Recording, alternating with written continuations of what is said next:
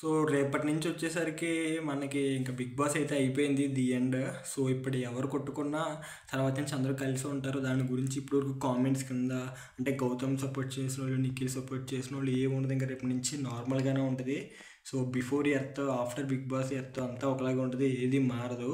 So fans మీరైతే ఇంక మరీ ఇంక పట్టించుకోకుండా మీ పని మీరు చూసుకోవడం రైట్. ఎందుకంటే ఇప్పుడు వాళ్ళందరూ కలిసిపోతారు. అప్పుడంటే హౌస్లో టాస్క్లు పెట్టడం వల్ల వాళ్ళకి కొన్ని ఇష్యూస్ వచ్చినాయి.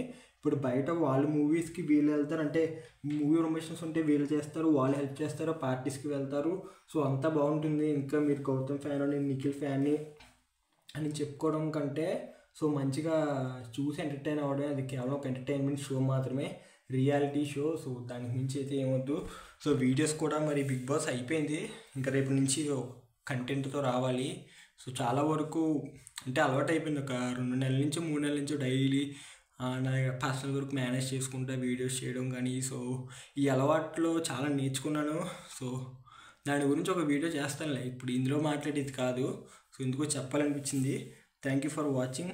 Do subscribe our channel.